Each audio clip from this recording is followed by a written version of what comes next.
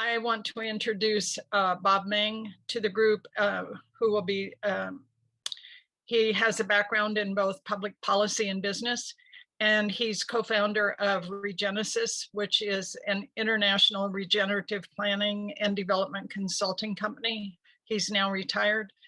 As you heard several people comment earlier, when we've talked about sustainability, regeneration, regenerative has been another term used for some of this work.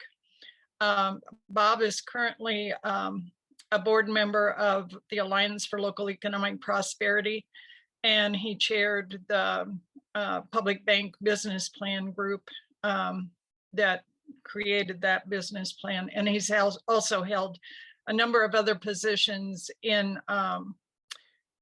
justice making groups in the Santa Fe community. So I want to welcome Bob to the symposium, and the floor is yours. Thank you, Angela. I'm very impressed with this symposium, and I really commend those of you who organized it. It's really good. What I'd like to speak to today, and I'll put a slide on the screen here if I can manage to do this. Am I on the screen? Yes. I mean, is the slide? Yep, we see them. Okay, good. What I'd like to address is how small business guilds can regenerate communities. And I'm going to use rural economic development as the example, but this also applies to other, to more than just rural small communities.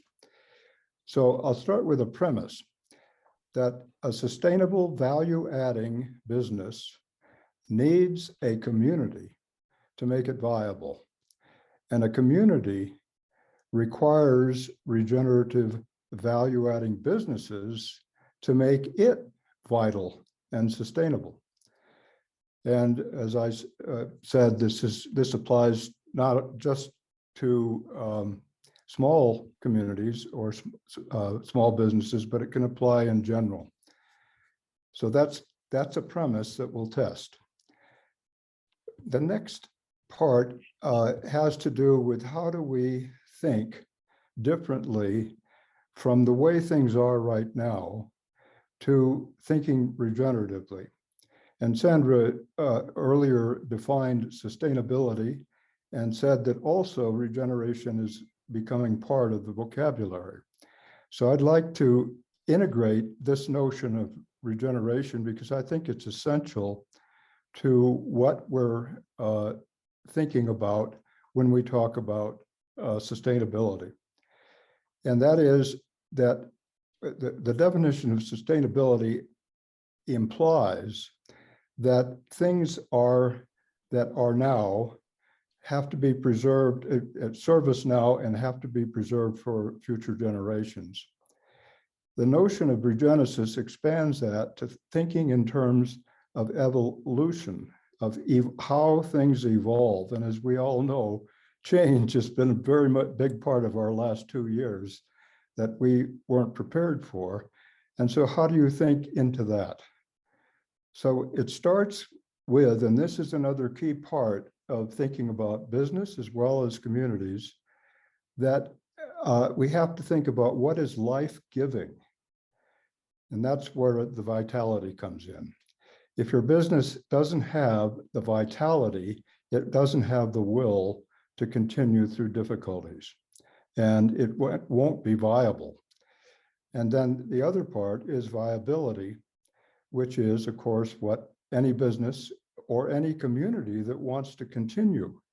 So viability is essential to sustainability.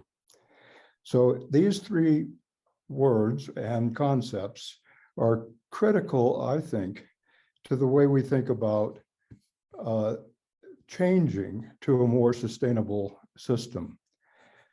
In addition to that, as you noticed in the premises, I had highlighted community and vital and viability. And what I'd like to suggest is the way I think about community. And that is, it has to include the ecosystem.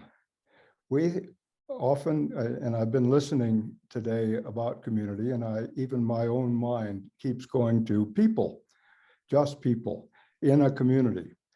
But the ecosystem is integral to us as our relationships with each other.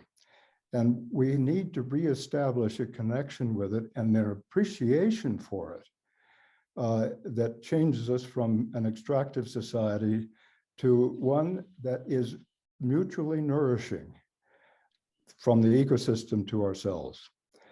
And then to honor our cultures. And New Mexico is so rich in different cultures that this is a critical piece for New Mexico, but it's also critical elsewhere. And that is how we understand our place and how the ecosystem influences the culture that has been created, and what it is that we have to honor about it in order to come up with a sustainable economy. And then what that economy needs in the way of infrastructure or support systems. And I define infrastructure as in a broad sense. So it includes not just the physical things like broadband and highways and other transportation, but it includes education. It includes our way of organizing our NGOs and others in support of a viable community. And governance is less laws in terms of thinking sustainably, as it is thinking more in terms of how we collaborate and how we're self-organizing. And so this is something that I think progressives need to think more into, is in terms of the current divide that we have politically in our country. How do we think about governance that is much more inclusive in a way that people are really listening to each other? And that is also critical, I think, to sustainability and to how companies operate and to how we think about community being viable. So I'm going to go to agriculture and try quickly to point out how we are not thinking about agriculture in the way that we need to, but how the state is directing us in the right direction. So if you think about the ecosystem and all the organisms in it and in the soil and so forth, and think about current agriculture, we look at the food system as it is now, and we see agriculture that's using non-reproducing seeds, heavy equipment, pesticides, herbicides, chemical fertilizers that affect our water system, and depleting nutrients in the soil, and using tremendous amounts of water. I read a few years ago, several years ago, that Iowa had a depth of about 18 to 20 feet of really rich topsoil at the beginning of the 20th century.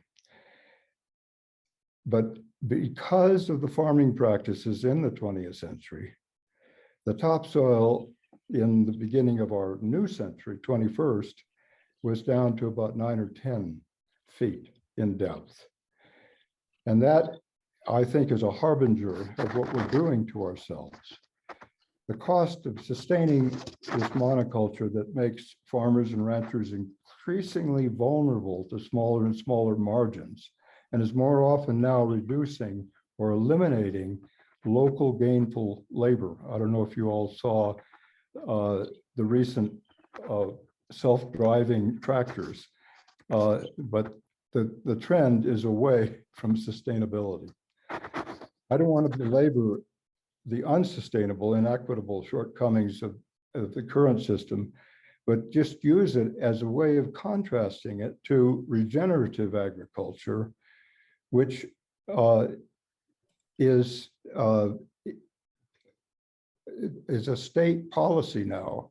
If you'll notice in the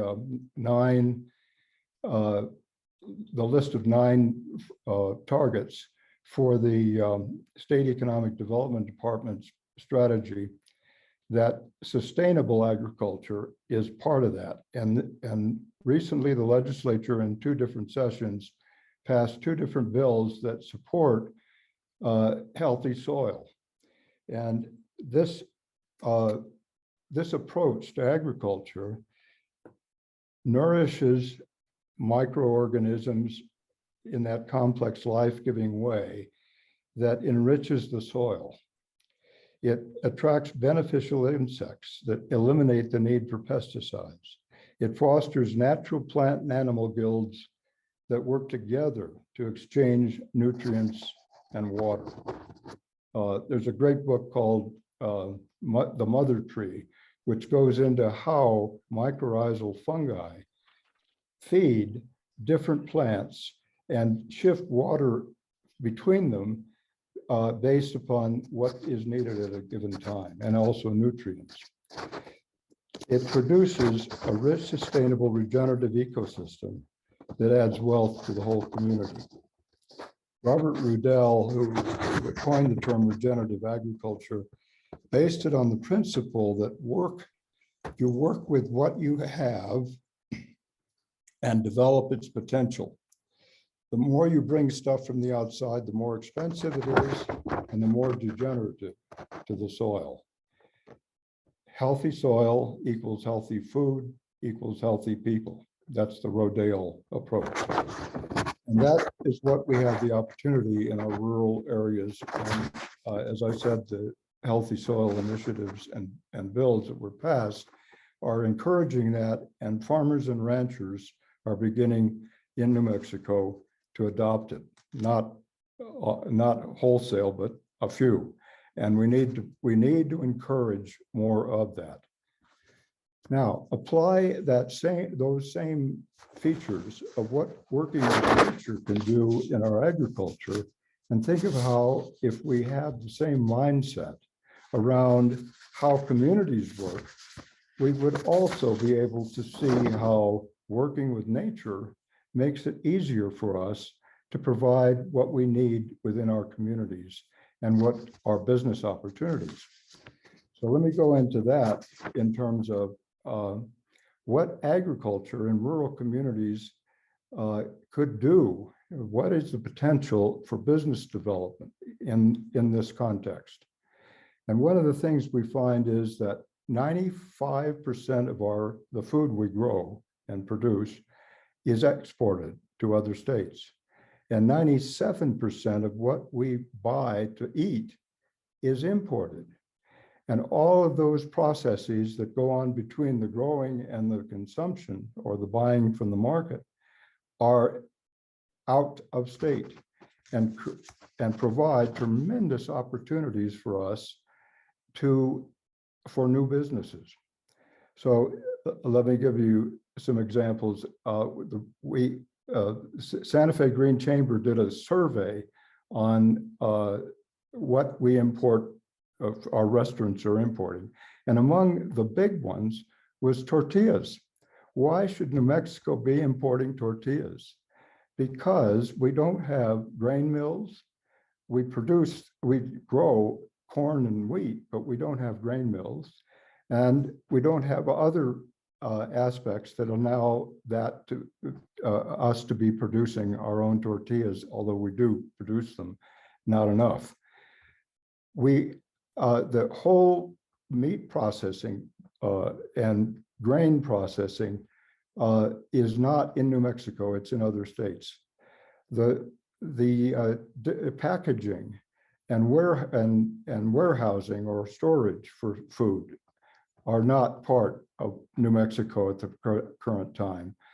And we need distribution systems that are much better than what we have. All of these provide opportunities for new businesses. And so what I'd like to say is that in conclusion, is that the value adding, and that was an expression I used earlier in that premise, the value adding aspect of what is in existence are the voids that we can see through what we call import replacement.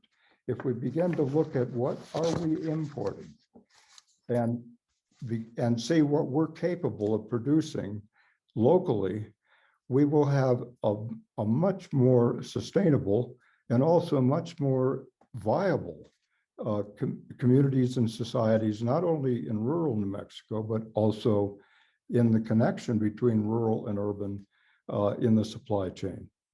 So I would encourage you to think not just about what I've talked about in agriculture. This applies to clean energy. It applies to our water, use of water. And what I'd like to leave you with is how we think regeneratively. What is it that gives more life and honors life? That is the vitality that causes our businesses to really be alive. And that is what I believe will enable us to begin to shift the way that we now exploit to the way that we can produce for our benefit. Thank you.